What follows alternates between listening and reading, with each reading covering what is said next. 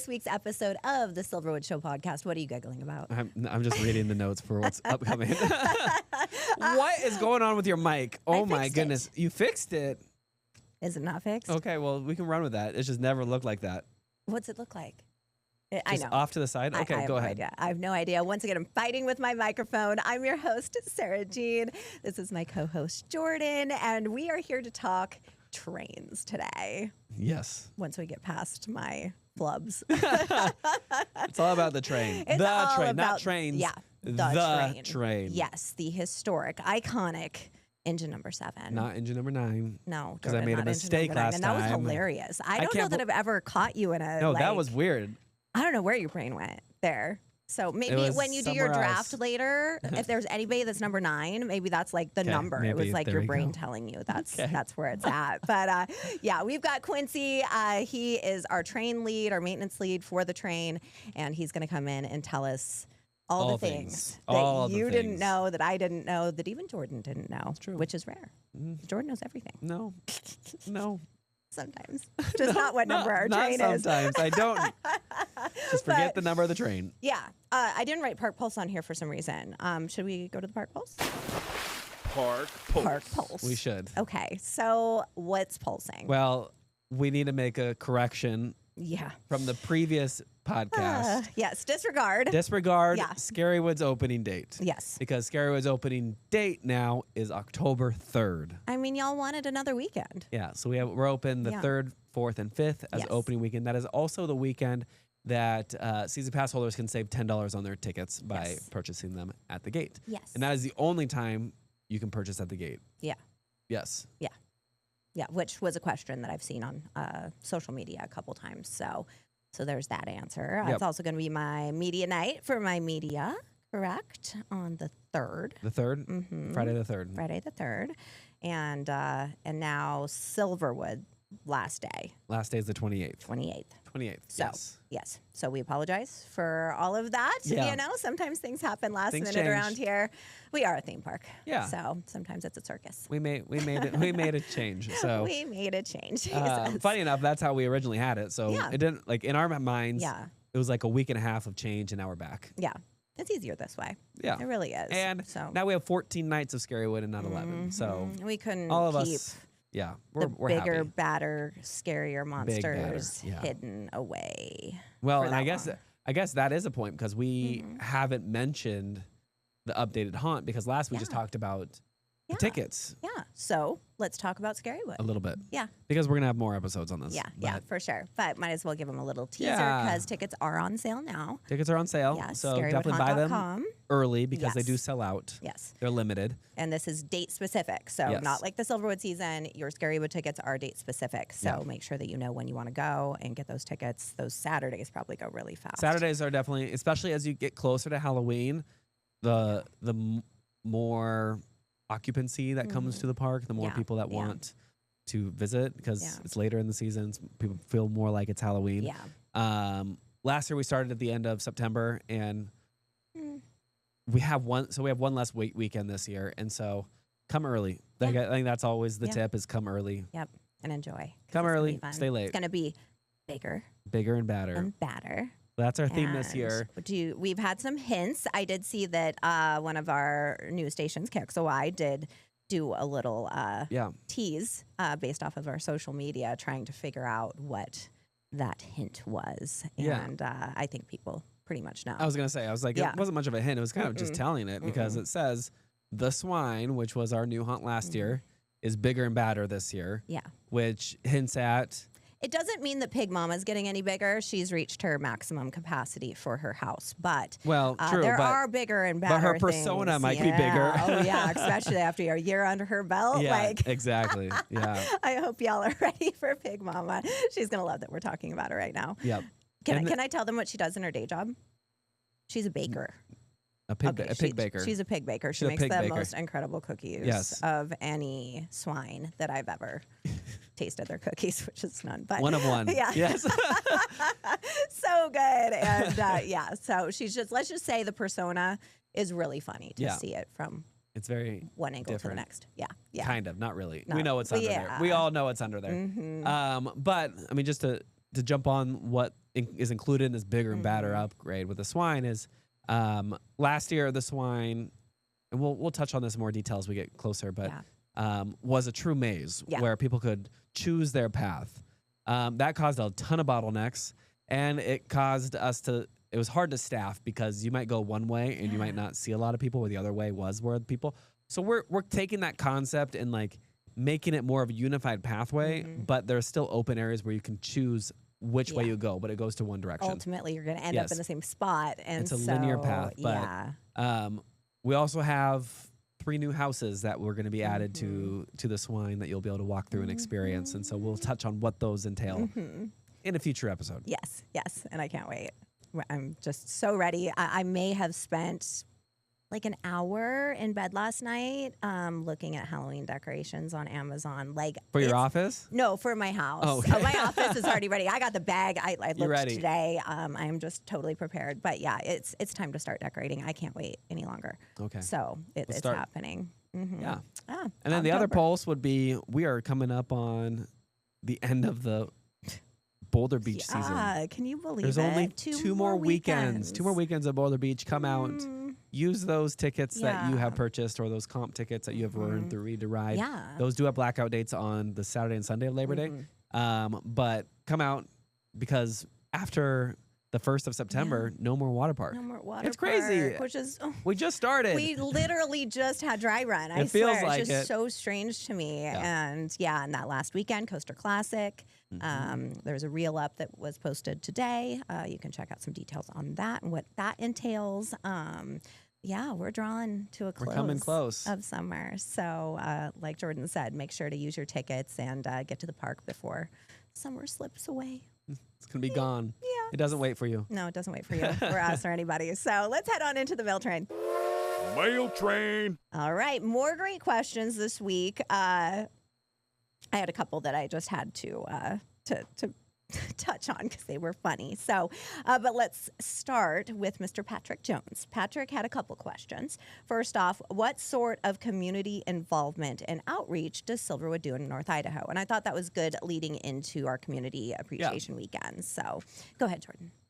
Well, there's a lot. It's hard to quantify all of it.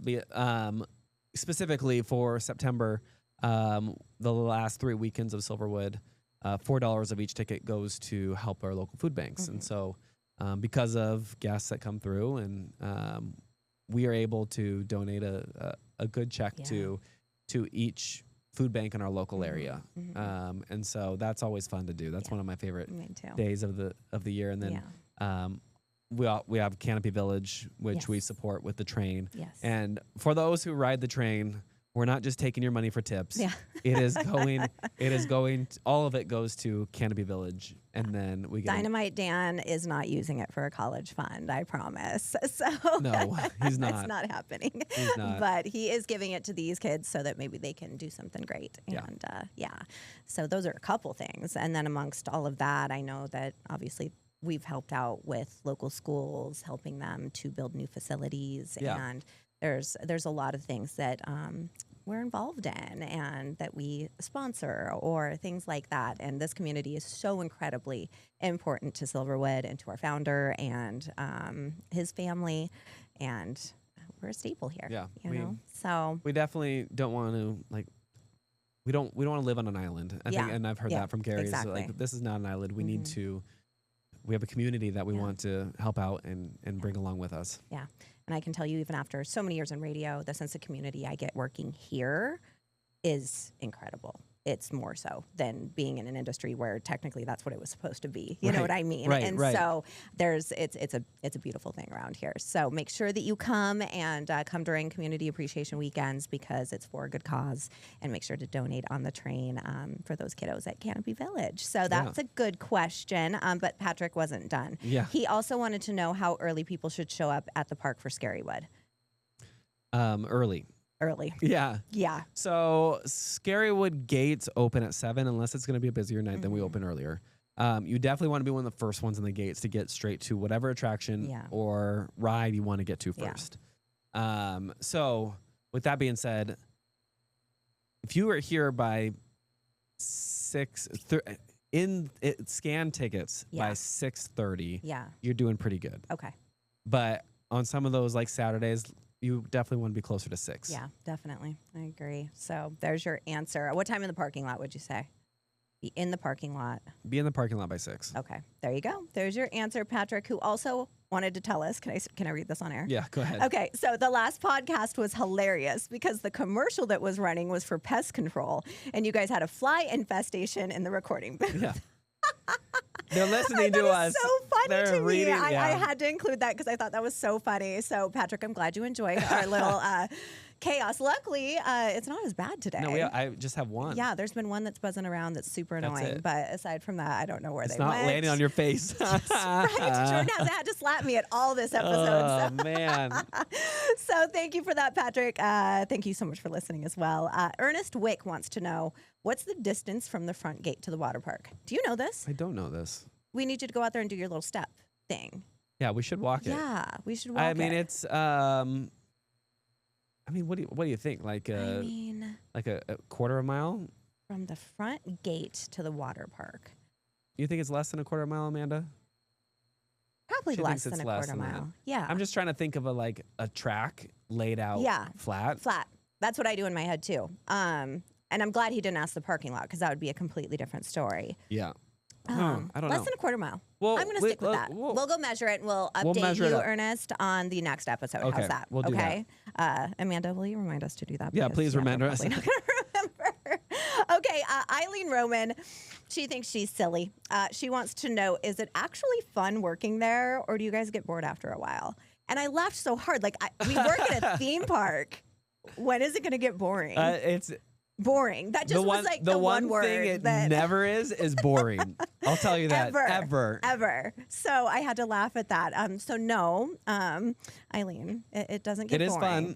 It's always, but it's never boring. Yeah, never boring. That definitely, some days are super crazy and some are a little slower. But never boring. But never boring. I mean, I can't even think of a boring day. So Eileen, come work for us. Come check it out for yourself. I am ready to call a loyal listener. So if you guys don't know how to do this, if you want to be a loyal listener for your chance to win tickets, sign up at silverwoodthemepark.com/podcast. And we could be calling you like we're going to be calling this week's winner. So give it a spin.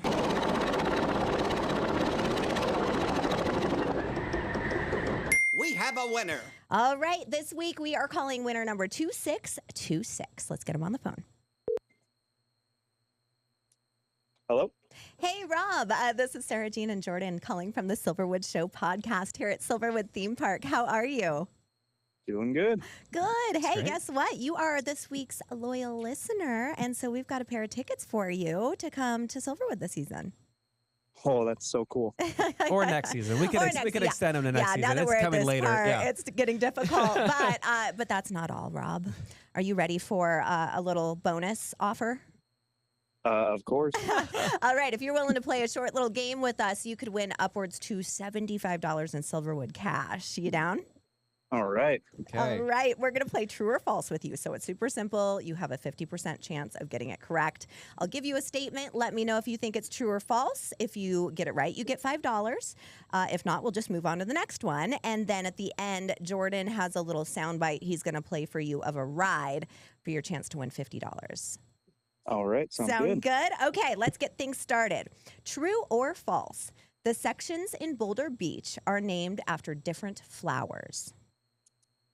That would be false. Yes. Correct. Nice He was job. confident. That was confident right there. I like that. All right. So Idaho Gems, obviously.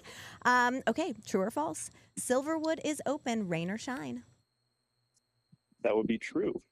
And he's got $10 in the bank. Nice job, Rob. Oh, nice job, Rob. Hey, that rhymes. Okay, on to number 3. Never heard that before.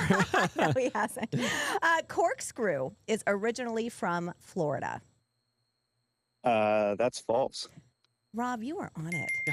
Sorry, Jordan my button wouldn't work. because he's been hitting the good button so many times it's not even working anymore. Okay, so $15 in the bank. On to the next one. Panic Plunge drops you 120 feet. Ooh. We stumped him. Oh, maybe. True. Yes. Wow. That was a guess. Good job. Rob, you're on fire. You're on fire. $20 in the bank. One more true or false before we head into the soundbite.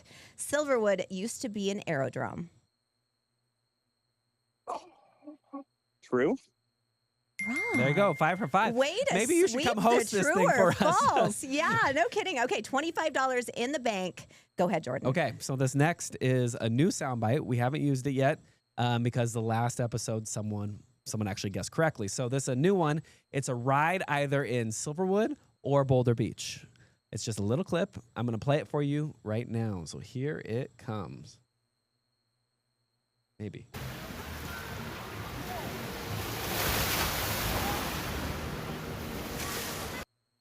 What ride do you think that is? Ooh. Sounded like water. Is that Eagle Hunt? That is not Eagle Hunt. That is a good guess. I don't even know what it is, Rob. Yeah. So, but you still got $25 in Silverwood Cash. You got a pair of tickets, and I'll give you a call or a text after the podcast is over, and we'll discuss whether you want them for this season or next and how to pick them up. All right. Awesome. Thank you so much. Thanks You're welcome. so much for Thank playing you. along and for knowing so much about Silverwood. That always great makes job. things great. Yeah. So have a great day, Rob. Thank you. Okay. Bye. Bye. Rob's a pro. Rob's a pro. Rob's a pro. Rob's a pro. They also he, might have been a little easy. Well, yeah. I know. I'm running out of true Silverwood or is open. false. Rain or shine? Well, I guess that's a question we do get a lot. Oh my gosh, I get it true. all the time. That's true. And that's kind of how I get these. Sometimes is what I've been seeing the most in terms of that week, and so it kind of helps me to answer some questions without having to deliberately answer them. Makes sense. Okay, so who's ready to talk trains? I am. I am too. Choo choo into the big drop.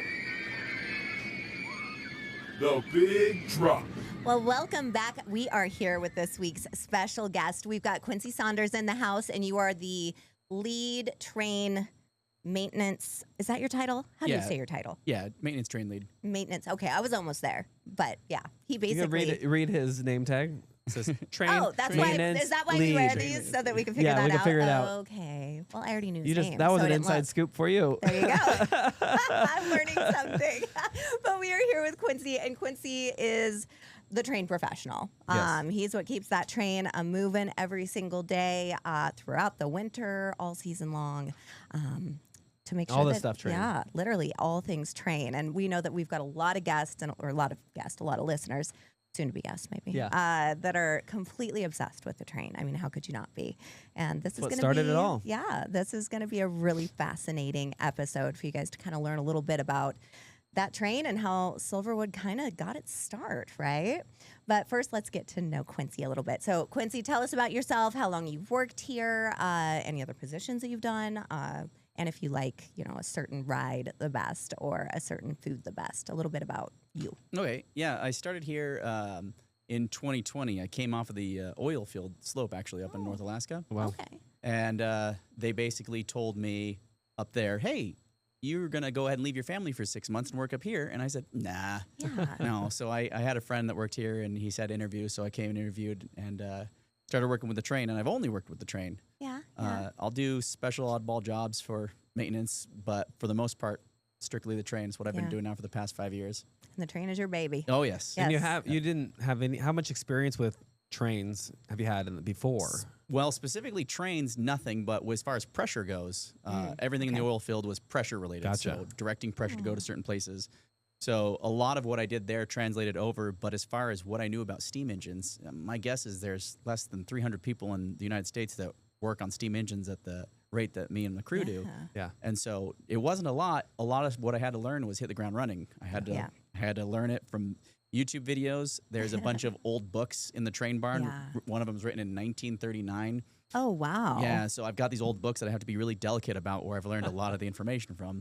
We need to digitize those. Yeah, we do. Yeah, we talked Either about that it. or you need to just literally live forever or we're in trouble. Yeah. So Yeah, it makes sense, but the English is just almost 100 years old, so it's a little different. It's a little different. Yeah, definitely a little But different. It's cool. It's surreal sometimes. I mean, what a fun job for sure. Yeah. So when you're not on the train, what do you do here at Silverwood, like for fun? Is there a particular ride that you love, or? Yeah, I'd say that stunt pilot when it came out, I was Yep. most excited about that, and I Yeah. still like it. And I don't have to work on it, so I think I get just an enjoyment.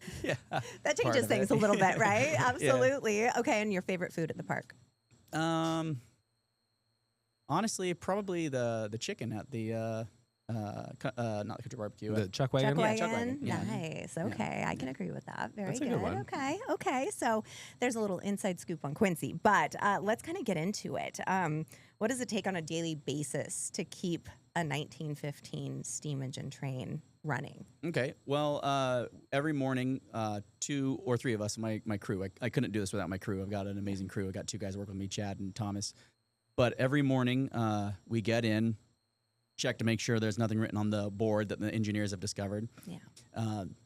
Then we go through our daily list of making sure that it's filled with water. We make sure that it's got all the right chemicals in it. We make sure that it's got all the oil is filled back up.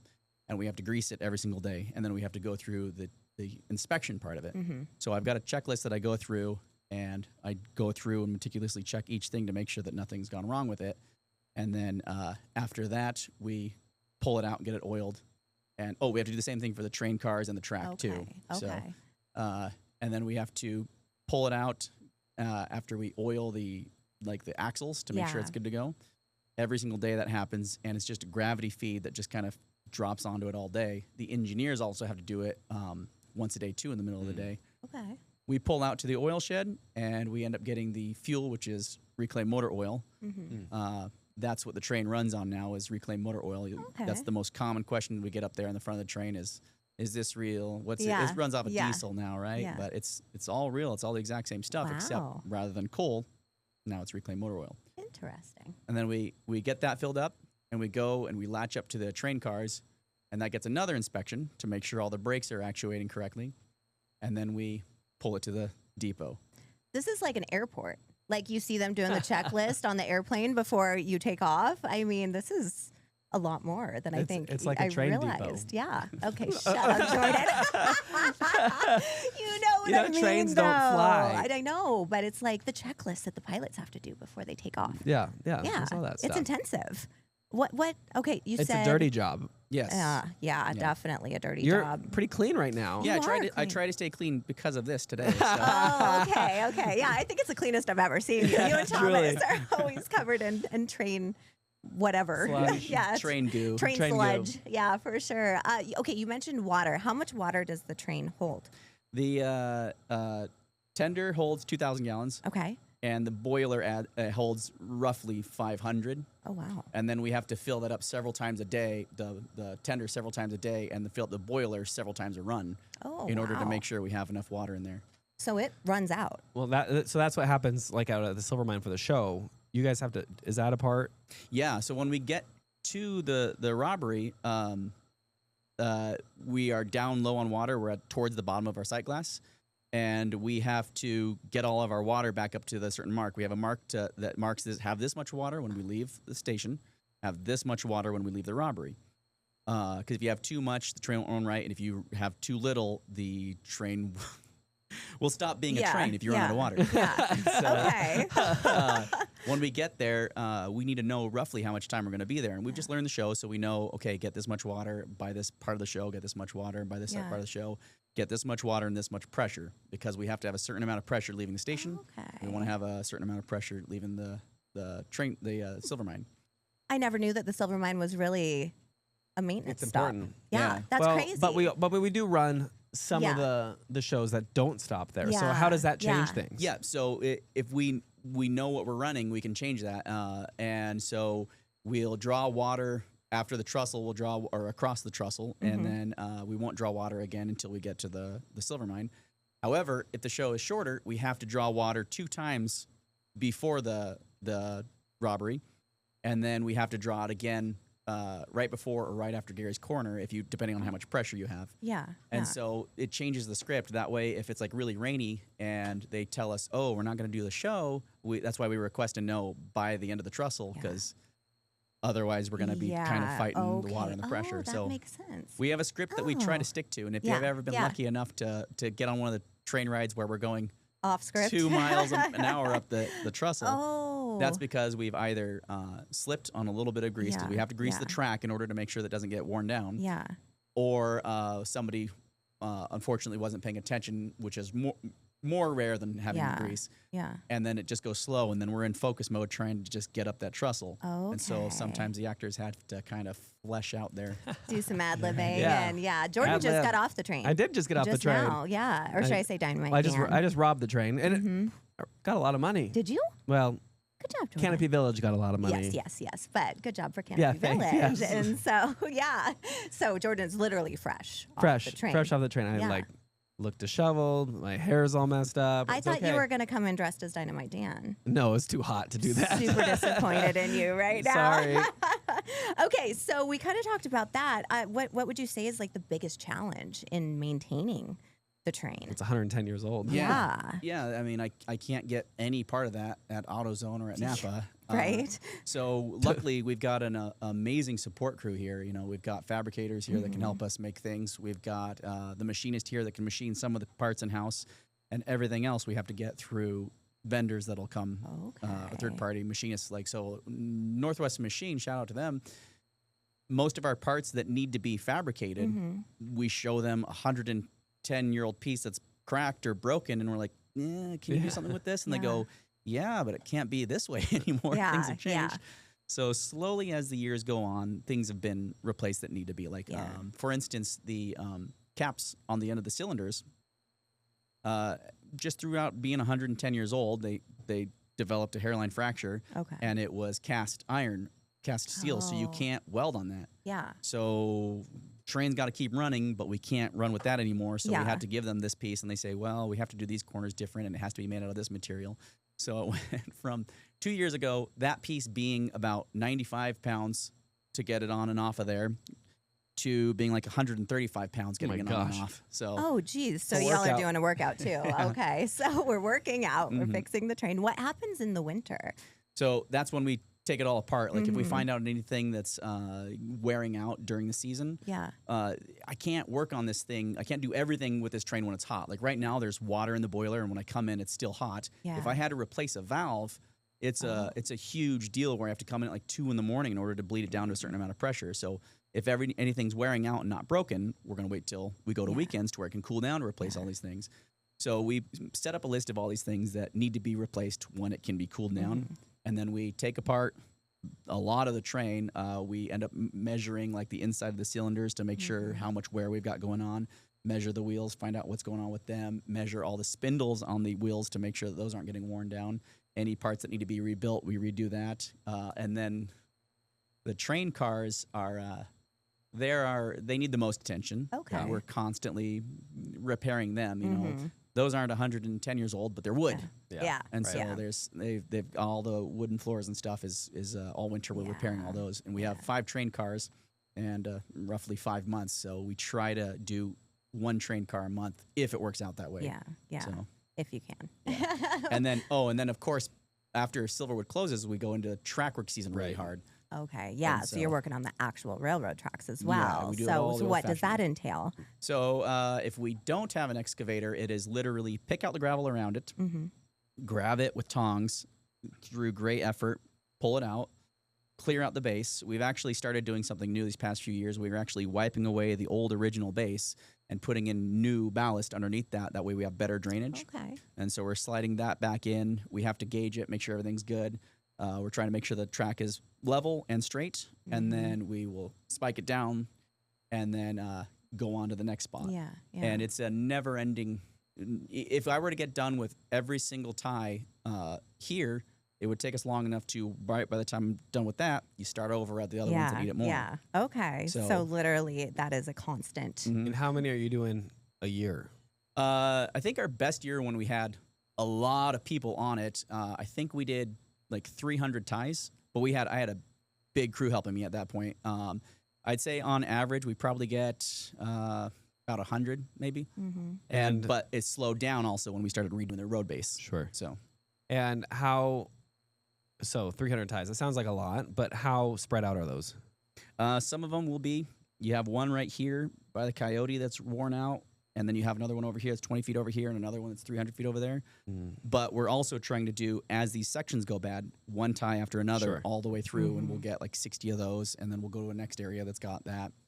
And those are spaced out like about a foot and a half. Yeah, Okay. about a foot and a half. I would have guessed that. Nice job. Jordan. Good job. Just for the record. Good job, Jordan knew that. Thanks. Just so you know. The only reason why I know that is because I walked the whole tracks, and okay. it's like a step every time. And sometimes it's like, oh, that's a little bit less than a normal step. And hopefully within the next 5 years, they'll all be exactly uniform. But you've got, over the course of Silverwood, so many different guys doing track work. Now we've got it kind of uniform, and it'll continue to be that way. Yeah, yeah. That's so crazy because obviously the average person who's working on a train isn't also working on the tracks, you know? So you are literally from one end of the spectrum to the other when it comes meal deal. To this train.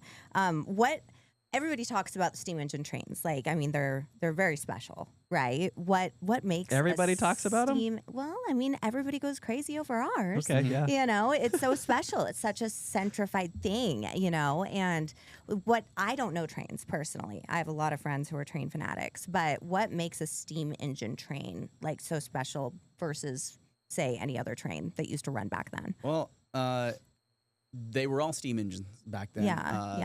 It's when you think about it, like how far away it was in history, it's amazing technology. Like we figured out, like for instance, if you take one measurement of water and turn it into steam, it turns into 1,700 of the same measurement. So one drop of water turns into 1,700 drops of steam. Okay. And so there, you get a lot of power out of that. And so it's amazing that we found out that you can get so much power just from heating water. Yeah. And the strength that you can do with fire and water is incredible that people came up with this 100-something years ago. Yeah. And this train was going from one side of the country to the other. No, right? no, it wasn't it? No. Eureka Palisade. It was working. It was working on a sideline for a silver mine. Okay. And so she was a workhorse originally. So she actually was a silver mine train. Yes. Yeah. Wow, I didn't know that either. That's really cool. That Eureka Palisade, that place has got a book written about it, and one of the engineers has it. Okay. And it tells a little history about the train. And when they first got it, everybody was really excited about Engine 7 because it looked sleek. Yeah. But she famously slips. And like I said earlier, we might be slipping on the track. Oh. So we see in this book that she's famous for slipping when they were working. I was like, hey, wait a second. That's what it's doing right Interesting. now. Interesting. Yeah. And then they actually retired it. Mm-hmm. They said, we're done with this. Okay. So they took her tender from her, and they ended up putting her outside, and they're like, you stay over there, train. And then there was a fire that claimed all their trains except for Engine 7. And so they dusted her back off. And in a weird way, we have Engine 7 today because people didn't like Engine 7 back then. And so it's a blessing that she didn't. A redemption song, you guys. Yeah. So okay, I love that so much. Also in that book, I'd have to look up the title of the book again, but in that book, there's a picture of Engine 7 on its side. Oh, because it slipped? No, because it just it derailed fell on its side. Yeah, it came off and was on the side. Oh, no. And when I first started working here, there's a part underneath the train called the wishbone, and it's cocked really bad, and you had to take it off every once in a while to check stuff. And I was like, how did this happen? How is this cocked like this? Yeah. And we get it repaired, and we get it all fixed. Northwest Machine took forever to fix it, and they got it all repaired. And then we found that picture in that book. Like, that's it. Now that's how we it got know bent. what happened. Wow. Yeah. If you think about that name of the book, let me know, and Okay. I'll let the audience know and put it that, you know, because that's kind of neat. I didn't know there was a book about it. So, have you read it? No. No? Well, maybe we need to read it. I've done some research on the train just because it is what it is, Yeah. you know, and like the Eureka Palisades and all that kind of stuff. Interesting. But it is interesting. How far is that? So how far was it traveling? I can't remember. It wasn't very far. No, it was maybe a couple miles or so. Okay, Yeah, it wasn't huge. If I'm wrong, it's not by much off. Okay. Because was it bringing miners into the mining area and back to town? To my understanding was Engine 7 would take the ore from the inside of they'd back up the train cars into the entrance of the mine, load it up, and then that would take it back to the main line. So she just went back and forth in order to get the ore back to the main line. Interesting. That's so crazy. I didn't know any of this. See, so I'm learning things. Which means our audience is learning things because unless they're like Jordan, they know everything. Well, but yeah, I got that wrong. So. Oh yeah. Okay. So, well, what else here? Gosh, why do you think, in your own personal opinion, that this train is such a part of the iconic experience at Silverwood? Well, I always call it the face of Silverwood. It's what people come, they want to see. It's like what they see on the pictures when they come to visit. It's the first thing that people see other than the carousel when they come into the park. And people always come up and they want to tell us a little tidbit of information they found out about it. And then, like I said, the first question everyone asks is this real? And then, yes, it's real. And where's that steam come from? Steam comes from this fire that we have here. But yeah, it's like, I think it's kind of people are surprised to see a steam engine. I know there's lots of them, but there's not as many as anything else you see. Yeah. And you don't see them at theme parks. Oh, there's a few of them. I think there is a few. Yeah. Ours is coolest. Ours is the coolest. You're right. Yeah. We beat Disney for it, right? That's how we got In it. the in the bid. In the bidding war at Hera's auction in Reno, Nevada. So how did she end up there? I think it was a museum. I think she was in a museum. If I'm remembering right, it was that after she was done working, she went to a museum, and then after the museum, she went to a casino owner, and he's the one who actually put all the brass on it. That's Hera's, yeah. Okay. Yeah, and so when he passed away, his wife just auctioned it off, so she wasn't obsessed with trains like he was. Yeah. And so Yeah. However, and that's where Gary found it. Okay, and he went head to head with Disney. So upstairs in I have a booklet of that auction, everything that's like would be for sale for that auction, and engine number 7 is circled. And it says like there's I think it said mine or ours ? Or something like that. Like Gary had circled Gary it. had written? It's the actual book. Yeah. Okay, can we take a picture of that and post that We probably too? can. Because Yeah, that's but cool. it's pretty cool because yeah. I mean he originally didn't really go there for that that engine. Oh, really? That wasn't the. No, I think he went there to get the trimotor airplane. Okay. So and then well, there's that would make more sense. There's other things that he had circled, but that was one. And did he come home with anything else? a bunch of rail. Yeah, lots of rail. I think he got the tri-motor too. But, yeah. But yeah, that lots of rail, and then there's pictures of him and his kids and stuff working on the railroad and laying the track and all that kind of stuff. So Gary actually was out there, like laying the track to begin with. That's so cool. Yeah, they said the old engineers when I first started, they said that even though Gary hasn't driven it in a while, they said he could drive the crud out of the train all the way around. Yeah. Oh yeah. Yeah. Well, and I've seen his granddaughter do it. Yeah, Alex does it. Yeah, so that's always kind of cool whenever she fills in or whatnot. How fast can it go? Ooh. Well, there's a rule that I heard that you take the diameter of the wheel and you subtract a few numbers off of that, and that's roughly the miles per hour. So 32 inches is the width of the wheel. In theory, could go 28, 29. If you're pushing it, we will not go that fast. I work on the track, and as we're going that fast on the track, it's damaging the track. I'm sure. We've never taken it that fast. I think they said during the Scarywood days when it was running, they would do about 14, and so we know that it can handle that. Yeah. What is it doing now? We try to stick around 8. Okay. It kind of changes from time to time. 8's kind of good for the show. It's good for the track. Yeah. Sometimes we get fire lit under us to go 10, and we can do that, but like I said, the faster we go, the more the track goes.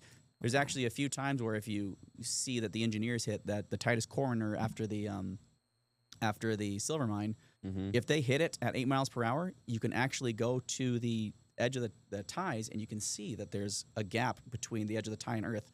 So I can tell when my engineers have gone a little. We were supposed to hit that at 6 or lower, and so if they hit it at 8, it actually moves. So wow. It's interesting being on the train and like acting on the train because you can tell when it's just 2 miles an hour difference. Yeah. You're like, whoa, we are moving, and we're cutting that line, and we're moving to the next line because we're cruising through this area. Yeah. Do you ever fall over, like when you're? No, not really. Yeah, you keep your balance. You get your train legs pretty good. Train legs. I like that. Train legs, like sea legs. Okay. Any other questions, Jordan, before I intervene with more? No, because I mean, okay. Well, I guess on the front half of the train versus the back half of the train, because you're on I don't think people realize you're on really a constant, steady incline from where to where. I know the trestle is probably the max peak of that spot. Trestle is the highest spot. And when I was a kid, when I rode this thing, I had no idea there was a grade. So I'm assuming a lot of the guests don't know either.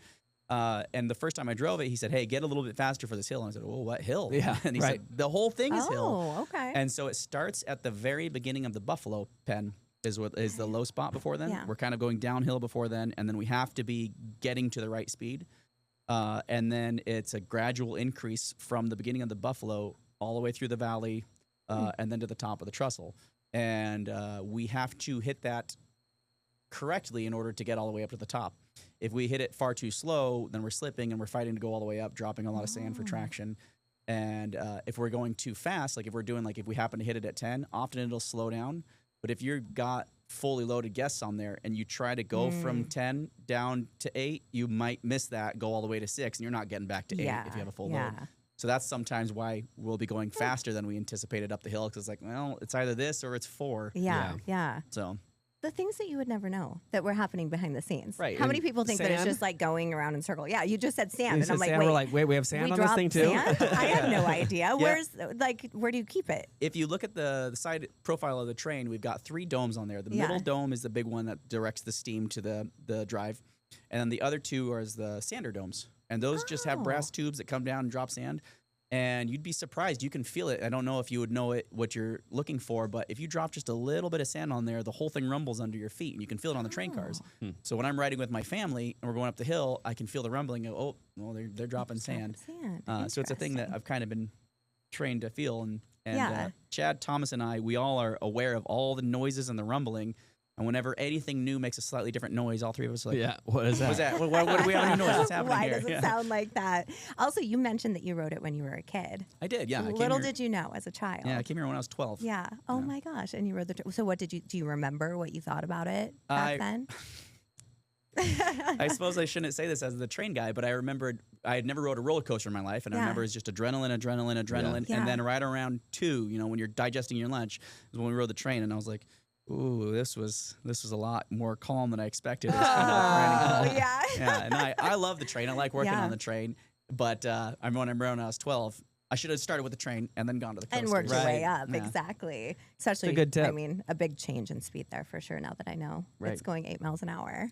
So. 8 miles an hour to 60 miles an hour. Yeah, a little different. It's a little bit of a different change there. So are there fun facts? Are there anything maybe that people don't know about the train that you'd be able to tell us? Maybe other things other than them dropping sand or... Well, every time he talks, we're like, wait, I know. what'd you say? Wait, really? Yeah. Give us more. We want more. As far as like tips for the guests, you mean, or no, just in general about the train. Fun facts, maybe some historical things, anything else that you might know, or stories that you might have from just driving it, or winter and. Every single winter, the track changes its location. We have to go line and level. In the springtime, you'll notice it's a lot more rougher, and then snow heaves. Or ice heaves peel up, and then they come. And so you'll actually see that at the beginning of the season, train cars are moving a lot more than they are now. And then as we find any spots that are unlevel, we got to do that. A lot of people don't know that that's a thing that happens because that's just on ground out there. There's no cement foundation. So wherever the ground's going to move, the track's going to move with it. So that's probably an unknown thing. How long does it take to prepare the train before season starts? Like for that first run? I mean, we start getting really ready probably beginning of April, end of March. And then it's just a nervous wreck from there until I successfully go around the track once. Because I've taken the whole thing apart and then I'm putting it back together. And I'm going, okay, it's like if you were a kid and you were to take apart your remote control and then you find an extra component and a couple screws. Well, I'm always like, okay, do I have everything? Everything's put back in there. And then you start taking and you're listening for any noises. So it takes us probably about month and a half before we're like ready to go. Because there's like, in the wintertime, it's tear everything apart, fix everything. And then somebody inevitably says, oh, hey, it's 8 weeks till opening. And you go, okay, crunch time. We got to make sure that we're moving on this. Well, I can tell you from the marketing standpoint, that's my favorite. That signals that the season is coming when we hear that train whistle for the first time. And it's always the weather's starting to change. And I miss having that to look out my window, in the off season, because that's my favorite part is just seeing the train go by from my window. So what about you have the Plymouth? Explain what the Plymouth is to everybody who doesn't know what that word means in terms of the train. Even I have no idea. Sarah, and how you use that to help your process. Okay, so the Plymouth, or we call it the Tug 2, is a little diesel motor driven equipment that it can latch up to the front of the train. The green one with the yellow plow. Okay. It's got a plow on it, and we plow the winter every once in a while, just that crossing right there. We found that if we're trying to get our train cars from where they're parked under tarps in the wintertime to the side of our train barn shop, then we have to have a clear road. So we have to make sure that gets cleared. And that thing has zero traction in the ice. So, in fact, a quick story about that.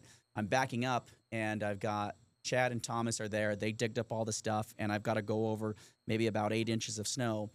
and I'm going as fast as I can, and if I can just make it to the crossing, we're going to make it. Well, I chickened out, and I was like, I'm derailing. I can feel that I'm derailing. I wasn't. It was perfectly fine. I chickened out and lost all momentum, and then Chad and Tom was like, would you stop? So we all three got on there and dug underneath it with the snow. During the season, if all goes well, we're barely using it. Yeah. We have to, when we get in, we put a propane heater in the engine, and then it'll actually heat it up to where we can drive out on its own. Yeah. If that heater happens to go out or one of us doesn't catch that it goes out, we need to be able to light the train with about 50 PSI at the lowest. Mm-hmm. If we only have 75, we're going to use about 25 of that getting it out. So we will go, oh, shoot. We'll go grab the engine with the tug, pull it out. That way we didn't waste any steam. We could still light our fire. We use that to move all the train cars around during the winter time. If the engine were to break down, we could tow it with that. The engine never broken down, but if it did, we could get it with that. Yeah. And wait, the engine is never broken down? Well, I mean, as far as broken down, it's been an issue where, like, we had one oil valve that came loose on the NPT thread, and they couldn't get the oil valve open. It's not broken down, though. Yeah. No, it didn't break. It didn't break down, but they were like, "There's one more run left. Go put it away." And so I consider that the closest thing we've had to a break. It's pretty good. Down, but that's pretty good. And we just so everybody knows, we do like during the preseason. We go through like what would a train evacuation look like, and make sure that we do have that safety covered, because there are different spots where if it were to break down, it would be a decently walk back to the depot, and so making sure that that is safe and that even though we haven't had it, I think there was maybe a Scarywood night where we had to have people walk back. Okay. Years ago, I don't remember when that was, but before you. Yeah, before me. Before you. But we don't run it during Scarywood either. And so I think a lot of that wear and tear, like you talk about, by going faster speeds and all that, probably contributed to potentially needing to walk people back from, I think it was the Buffalo Pen. Okay. Yeah, I wonder what happened there. I'll have to get some more details on that. What about when the elephant blocked the tracks? That was a long time ago. I wonder if they had to walk back. Who told us that? I don't remember. An elephant? Yeah. Like an actual elephant. Because we had an elephant at the park. When there was a zoo here. Yes, back in late 80s. Yeah. Was it Michelle? It might have been Michelle or Justin. Yeah. So they said that the elephant stood in front of the tracks. And just didn't want to move. He was just like, this is where I'm hanging out for now. And how do you move an elephant? And there was a face-off between the train and the elephant. So I wonder how long they were there. I don't know how long they were there. I mean, I doubt they had to walk because you're not going to walk with an elephant. Free. Yeah, no, please stay on the train. Yeah, there's an elephant. Well, the elephant wasn't, like, they used it and it gave rides and all that kind of stuff. Well, he broke out of jail. He was on a mission for he was not moving for some kind of rebellion. But yeah, what's your favorite part of working on the train? I mean, the easy answer is driving the train. It's still my favorite part. You know, working on the whole train is cool. It's surreal and everything, but it's usually around the time right after we pass the trestle, I'll be driving this and I go, I'm driving a steam engine for money. This is cool. Like this is surreal. You know, that's probably the it is my favorite thing and probably the most cliche. But one thing I really like about this too is like I said, I've got to do one job in the winter time where I tear it all apart. I do one job in the summertime where we drive it around, and then I do one job in the fall where we're doing exclusively track work. So I like that this job is constantly like kind of changing its shades, and it never gets stale because you're always doing something new. Yeah. Does your family think you're super cool? Yeah. I've got little kids. I've got an 11-year-old to a 7-month-old. Got 4 kids, so they love coming here. Yeah. Like how cool to be able to say my dad drives the train. My dad works on the train. Yeah. And in that's fact, so cool. My daughter remembered my phone number first. So if we lost her, she would just say my phone number. But we told my son, who didn't remember my phone number yet, your dad works on the train. He fixes the train. They'll find me. And so he's like, oh, okay. Oh, that's remember your great. radio number? Go call it. Go call this number. Let's see. Have you ever witnessed a magical or memorable moment on the train over the years? I'd say honestly the wildlife. Whenever you see that's what I was going to ask about too. That's amazing. Like there was an eagle nest that originally was pretty close to the track before it was a dead tree and it fell down. But those eagles would catch fish over there in Gary's Pond. Yeah. And so you'd see them swoop down, catch a trout or whatever he's got stocked there, and they would just fly away. And you're like, I'm driving a train and I just saw an eagle catch a fish. Like, pretty cool. That's cool. We've seen coyotes out there, moose, elk, deer, nice. an owl. There's 2 owls that live over there on the backside of this. Really? Yep. And then Sasquatch. Sasquatch is out there. Yeah. And obviously, you got some wild bison out there. We actually had the neighbor's bison escape onto the property one time a few years back, and that was we're just doing our track run. We drive by, and there's like, oh no, one of our buffaloes out. Yeah. It was the neighbor's buffalo. No. Oh no! So my job that day was you just keep tabs on that buffalo. So I'm like in the forest trying to not get too close to him. I'm like, where is he? And so Oh my gosh. that was The things you only see in North Idaho, right? Right. I mean, honestly. And let's talk about the buffalo, because I know that you kind of love the buffalo, because I'll never forget talking to you that day and your eyes lit up when you were like, oh my gosh, there's number 100 keeps running alongside the terrain. And we named her Century and all of this. Yep. How many babies do we have now? There's 3 babies now. 3 babies. Okay, very nice. And do we still have a runner who likes to run alongside the train? Yep. Yeah. She's the one that gets closest. It seems to always be that same one. She's got a 100 tag on her ear that's all worn out. But she'll come to investigate us if we're working near the track. And when I do my morning inspection, I'll be on the 4-wheeler and I'll be looking at the track, and you'll see her come running up every once in a while. Aww. And she's excited to see you, and she'll stay the closest. Sometimes the rest of the herd will run away, and she'll stay closer. Yeah. And in fact, Kat, who takes care of the buffalo, when I said, hey, I saw a buffalo, it was running, she goes, I bet it was 100. I was like, it was 100, yeah. And so she already has a name for herself. So it's cool. And I call her Century. It sounds prettier than 100. Yeah. Century. Yeah. So. Century. I like it. Everybody look out for Century when next time you ride the train. Century. Yes. I haven't seen her run yet. So I'm excited that at some point, hopefully that will happen. Yeah. Jordan's ready with your inside scoop. Yeah. Okay. Are you ready for this? Inside scoop. This is obviously an ice cream truck, but that's our lead in. But we want to know your super secret insider tip, preferably maybe surrounding the train, for any of our guests, whether it be a new guest, an old guest, something that you would tell them to make their experience even more special. Yeah. So like what I tell my family or any of the guests that I send this way and they're going to ride the train ride, first thing I tell them is look at the schedule, because my kids always want to ride the train first thing in the morning, but that one's usually a yesteryear, which doesn't include the whole show. Yep. Yeah. And so I always tell them, just take a second, look at the schedule, make sure that if you want to go on the show, you're on one, because a lot of people won't know and they'll go, oh, I was on here for this time and we didn't get the robbery. And then also too, the show is on the right side of the train. When I tell people, if you want to witness the train, be towards the middle of the train. If you don't want to get wet, don't sit in the third car, but sit on the right side of the train. There's cool stuff on both sides of the train, but you can see the show a little bit better from that right Yep, side. probably the train car 4, where you're close to the show, you're not turning around to look at it. So as far as my inside scoop is, there's all our Great okay positions seats. on, but the better positions are where you can see the show. Yeah. And if you want to get wet, train car 3. If you don't want to get wet, train car 4. One last question though: who's your favorite actor in the train robbery? You see this face right here? It's a leading question. It's a loaded answer. Yeah. There's Jordan. I don't know if he's stronger than me or not. Jordan, you're my favorite. Dynamite Dan for the win. Did you keep your guns handy today? Did you lose any guns? I didn't lose a gun. Okay. Did you do a backflip? I did a front flip. Front flip. Yeah. Jordan. I've never done a backflip. That'd be crazy. Oh, really? Yeah. Okay. Just a I really front don't flip. know the difference. But yeah. All right. Well, let's wrap things up. Thank you so much, Quincy, for hanging out with us Absolutely, today. And we'll definitely get some clips of all of that for our listeners. If you want to be the next loyal listener, make sure to sign up at silverwoodthemepark.com/podcast. We could be calling you next. And that's a wrap on this week's ride.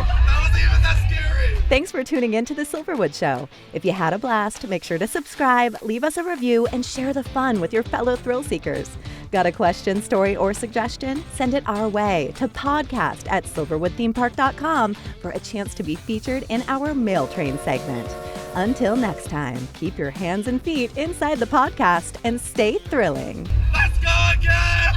Silverwood, come join me!